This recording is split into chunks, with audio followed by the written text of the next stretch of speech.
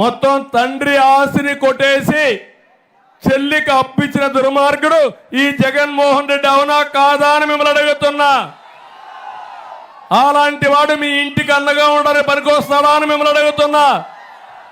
ఏం తమ్ముళ్ళు నేను మిమ్మల్ని అడుగుతున్నాను.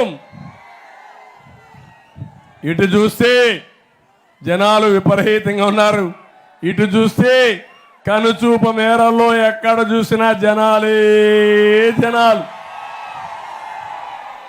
సముద్రాన్ని మించిపోయింది జన సముద్రం.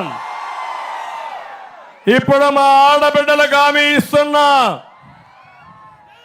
మళ్ళీ నేను ఒక కొత్త కార్యక్రమంతో మీ దగ్గరికి వస్తున్నా.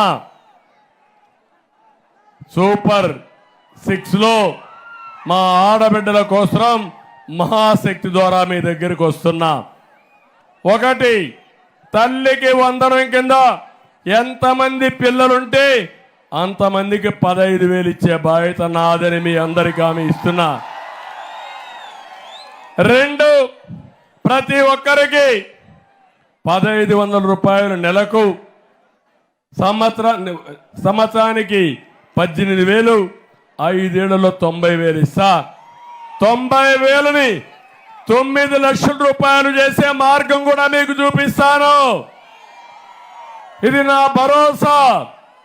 డాక్రా సంఘాలకి 10 లక్షల వరకు వడ్డీ లేని రుణాలు ఇచ్చే బాధ్యత నాదని మా డాక్రా సంఘాలందరికీ విజ్ఞప్తి చేస్తున్నా. నేనే పసుపు కుంకుమ ఇచ్చాను, డాక్రా సంఘాలు రుణమాఫీ చేశాను, డాక్రా సంఘాలు పెట్టాను, మీకు వంట గ్యాస్ ఇచ్చాను. ఇప్పుడు నేను ఇచ్చిన వంట గ్యాసు ఆటకెక్కింది. మళ్ళీ హామీ ఇస్తున్నా, సంవత్సరానికి 3 గ్యాస్ సిలిండర్లు ఇచ్చే బాధ్యత మాది. ఆర్టీసీ బస్సుల్లో ఉచిత ప్రయాణ సౌకర్యం ఏర్పాటు చేస్తా. ఎవరిని అడిగి చెప్పండి, చంద్రన్నే మా డ్రైవర్ చెప్పాడు నేను ఎక్కడికి పోవాలో దించమని మీరు డిమాండ్ చేయమని మా ఆడబిడ్డను కోరుతున్నా.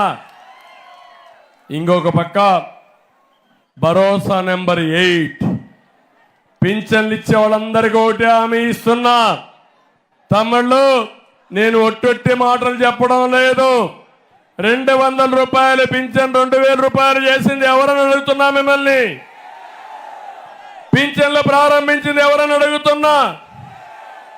ఇప్పుడు చెప్తున్నా, మళ్ళీ 3,000 రూపాయలు 4,000 రూపాయలు పింఛన్ పెంచుతామని చెప్పి నేను మీకు హామీ ఇస్తున్నా. ఇంకో పక్క 4,000 పెంచి మొదటి తారీఖున ఇస్తాం, ఇంటి దగ్గరనే ఇస్తాం. పెంచిన పింఛన్లు కూడా ఏప్రిల్ నుంచే ఇస్తా, జూన్ నుంచి కాదు, జూలై నుంచి కాదు, ఏప్రిల్ నుంచి. అంటే 3 నెలలు అదనంగా ఇచ్చే బాధ్యత మాదని మీ అందరికీ హామీ ఇస్తున్నా. ఈ సభా సందర్భంగా సైకో జగన్ డిమాండ్ చేస్తున్నా,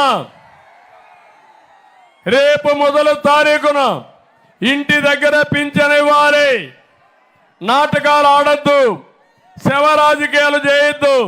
శవ రాజకీయాలు చేస్తే ఆ శవ రాజకీయాలతో నిన్ను పూర్తిగా పూడ్చిపెట్టే బాధ్యత మేము తీసుకుంటామని హెచ్చరిస్తున్నా. పేదవాడి జీవితాలతో ఆడుకోవద్దు. నీకు చేత కాకపోతే నువ్వు రాజీనామా చేయి. 1 రోజులో ఇంటింటికి ఎట్లా పెంచిన వాళ్ళు నేను ఇచ్చే పరిస్థితి తీసుకొస్తా అని కూడా హామీ ఇస్తున్నా.